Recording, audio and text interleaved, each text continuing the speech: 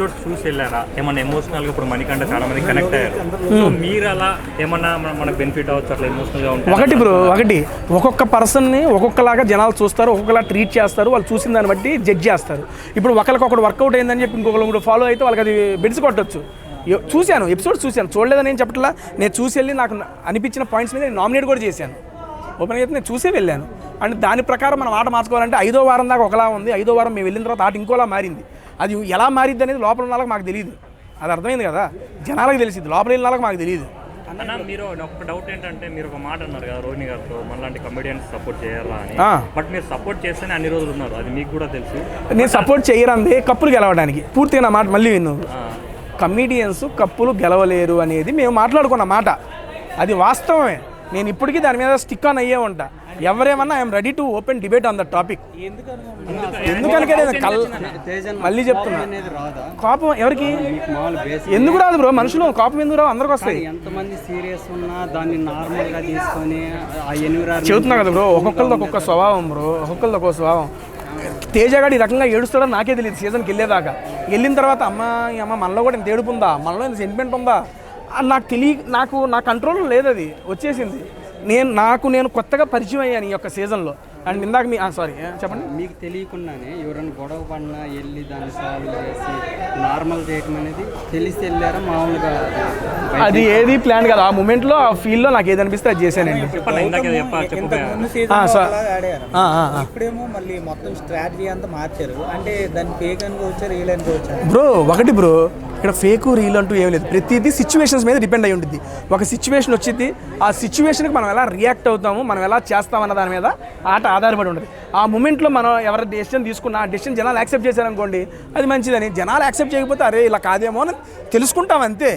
ఇందాక మీరు అడిగింది ఆ కమెడియన్స్ దాన్ని మీరు ఎందుకు నిశ్చయించుకున్నారన్నా కదా. మేడం గారు కేక్ కటింగ్ చేస్తుంది, వెళ్తారు అక్కడ కట్ చేసుకుంటారు.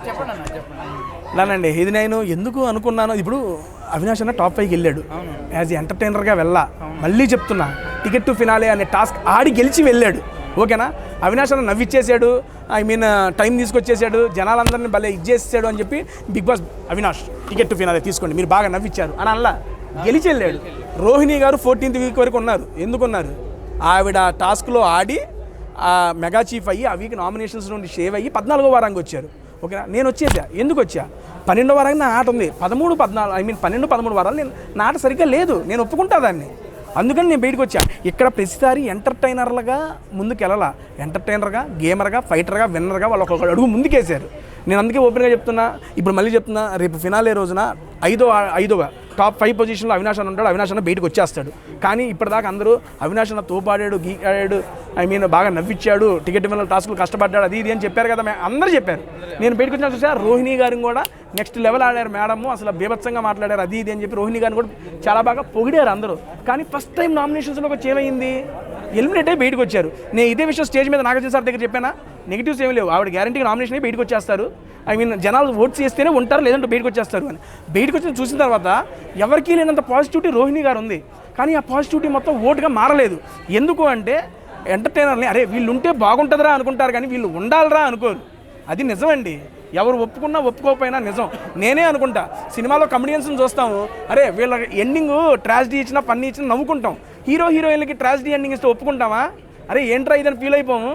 ఇది అంతే, ఒక రియాలిటీ బ్రో. ఆ రకంగా చిన్నప్పుడు అలవాటు పడిపోయాం మనందరం. ఇప్పుడు ఇది మీకు కాదు చెప్తుంది, టీవీలో చూస్తున్న ప్రతి ఒక్కళ్ళు ఇది యాక్సెప్ట్, ఎవరైనా ఒప్పుకోవాల్సింది, అవునన్నా కాదన్నా ఇది నిజం బ్రో.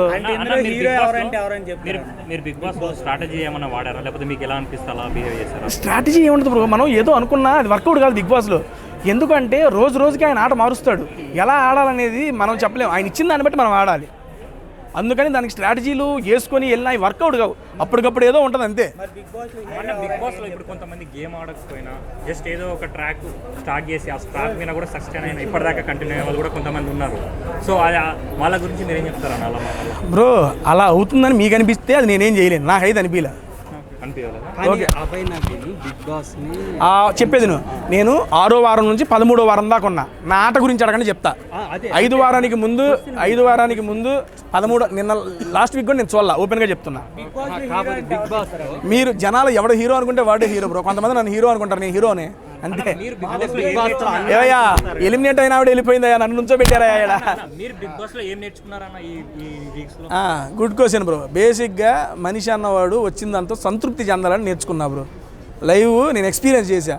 లాస్ట్ టైము నేను 9 వారాలు ఉన్నా. 9 వారాలు ఉండి అది నా ఒక యూట్యూబ్, నేను మీలాగే యాంకర్ని ఫుడ్ వీడియోలు చేసుకునేవాడిని.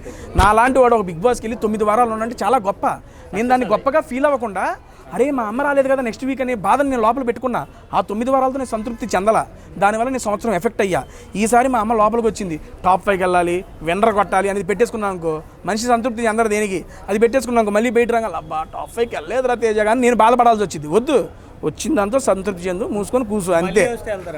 కొడతారు, మీరే కొడతారు ఇంకోసారి మళ్ళీ. అన్న అన్న అనే ఒక పదం అనేది ఎవడన్నా చూసాడు అనుకో, అంటే నాకే అనిపించింది అరే నాకు ఛాన్స్ వస్తే ఇట్లాగే పిలవాలని. అది అసలు ఆ థాట్ ఎలా? నాకు పెద్దవాళ్ళందరూ అన్నాన్ని పిలవడం అలవాటండి. అదే అక్కడ అంతే. మామూలు అమ్మాయిలు అయితే మేడం అని అలవాటు. కొత్తలో మేడం, తర్వాత రావేపోవే అన్నీ వస్తాయి, అది వేరే విషయంలో. కానీ అలవాటు అయ్యేదాకా మేడమే వచ్చేస్తుంది. అవినాష్ అన్న గురించి ఆడియన్స్కి ఏం చెప్తారన్న? ఇందాక చెప్పిన మాటేనండి. బేసిక్గా ఎంటర్టైనర్స్ని విన్నర్స్గా చూడరు అనేది మేము అనుకున్న మాట. బయటకు వచ్చినాక తప్పు, మీరు విన్నర్లు అవుతారు, మీరు ఆడిన దాన్ని బట్టి అవుతారు, అది ఇది అన్నారు. గట్టిగా ఆడిన వ్యక్తి ఒక్కసారి నామినేషన్ రంగంలో బయటకు వచ్చేసారు. ఓకేనా అండి. ఇప్పుడు ఇంకొక ఆయన అడిగిన దానికి కంప్లీట్ చేసిన తర్వాత నీకు చెప్తానన్న. అండ్ ఇప్పుడు అవినాష్ అన్న నేను మళ్ళీ చెప్తున్నా 5వ స్థానంలోనే ఉన్నాడు. ఎందుకంటే 2 సార్లు నామినేషన్స్లోకి వచ్చాడు. జస్ట్ ఓట్ బ్యాంక్ చాలా తక్కువగా ఉంది. కానీ ఎంటర్టైనర్లు గెలిపించుకుందామని మేము చెప్పినప్పుడు ఎలాగైతే రియాక్ట్ అయిన ప్రతి ఒక్కళ్ళు, సరే గెలిపించలేకపోయినా అట్లీస్ట్ కొన్ని స్థానాలు ముందుకు తీసుకెళ్దామని అనిపించి ఆయనకు ఓట్ వేయండి, సీరియస్లీ మేము అన్నది తప్పు అని చెప్పి వెనక్కి తీసుకుంటాం. లేదంటే అదే మాట నిజం అనుకొని కంటిన్యూ అయిపోతాం. ఎందుకంటే ఈ సీజన్లో ఈ రకంగా వచ్చిన వాళ్ళు మళ్ళీ నెక్స్ట్ సీజన్లో ఎంటర్టైనర్స్ ఈ రకంగా టాప్ 5 వస్తారని కూడా లేదు. ఇప్పుడు దాకా జరిగిన 8 సీజన్లో ఏ ఎంటర్టైనర్ రాలేదండి బాబు, ఎవరు రాలా. ఈయన వచ్చాడు ఈరోజు. మీరందరూ దానికి సపోర్ట్ చేయాలి, ఎంటర్టైన్మెంట్ గెలిపిస్తాం అనుకుంటే 1-2 స్థానాలు ముందుకు తీసుకురండి. సీరియస్లీ మీరు అన్నదానికి మేము ఒప్పుకుంటాం. మీ అందరికీ ఓకే, అరే కాదురా జనాలు ఇలా అనుకోలేదని మేమే అనుకుంటాం. అన్న ఒకటి టేస్టీ తేజ నామినేట్ చేస్తే ఎలిమినేట్ అయిపోతున్నారని ప్రతి ఒక్కరు అంటున్నారు. అవ్వలేదుగా ఈసారి. అదే ఈసారి అవ్వలేదంటే కిందసారి ఎక్కువ అలాంటి మీమ్స్ వచ్చాయి, ఈసారి కూడా కొన్ని వచ్చాయి. సీతా గారిది వచ్చింది ఫస్ట్ వీక్. కానీ దాని గురించి మీరు ఎలా రియాక్ట్ అవుతారు, ఎలా ఫీల్ అవుతారు? దాని గురించి రియాక్ట్ అయ్యేది లేదు. సీజన్ 7 కోసం అది యాదృచ్ఛికంగా జరిగిందే కానీ అదేమో ప్లాన్లు గీండేం కాదు. నాకు అనిపించి నేను నామినేట్ చేస్తాను, అది అలా జరిగింది అంతే. డన్ అండి. అమ్మ సపరేట్ ఏం లేదు, దీంట్లో కొడితే ఏంటది మన ఆలోచన సరిగ్గా ఉండదు, ఎమోషన్స్ తగ్గిపోయినా ఆలోచన సరిగ్గా ఉండదు. ఎప్పుడైతే ఎమోషన్స్ కంట్రోల్లో ఉంటుందో మనం ఏం ఆలోచిస్తామో ఏం మాట్లాడతామో క్లారిటీగా ఉంటుంది. ఆ వీక్ సీరియస్లీ నా ఎమోషన్స్ నా కంట్రోల్లో లేకుండా వెళ్ళిపోయింది. అది నేను యాక్సెప్ట్ చేస్తా. ఎందుకంటే ట్విస్ట్లు అండ్ టర్న్స్ అన్నారు కదా ఈ సీజను. ఇంకేం ప్లాన్ చేస్తున్నాడు పెద్ద అయినా, రాకపోతే అరే నేను వచ్చిన దానికి మెయిన్ పర్పస్ నేను మిస్ అయిపోతానని తెలియకుండా లోపల చాలా బాధ కలిగింది. ఓపెన్గా చెప్తున్నా. మీరు వైల్డ్ కార్డ్ గా ఎంట్రీ ఇచ్చారు కదా, అవునండి. వెళ్ళే ముందు మీరు ఏమన్నా లోపల మీరు అంటే వెళ్ళే ముందు కూర్చుంటే నాకు కూడా నుంచోమంటే నుంచుంటా. మీ కెమెరాలకు పర్లేదా? నుంచోమంటే నుంచుంటా. మీరు బిగ్ బాస్ లోకి వెళ్ళారు కదా, నుంచోనా? ఓకే తీసుకోండి మేడం, నేను ఇంటికి పోవాలి మేడం. ఇక్కడ అందరికి సపరేట్ అంటే మళ్ళీ కొడతాను. డన్ అండి, థ్యాంక్ యూ సో మచ్ అండి అందరికి. సారీ అన్న, ఏమన్నా ఏం లేదు ఇక్కడ ఏంటంటే కొట్టేసుకోమనమ్మా.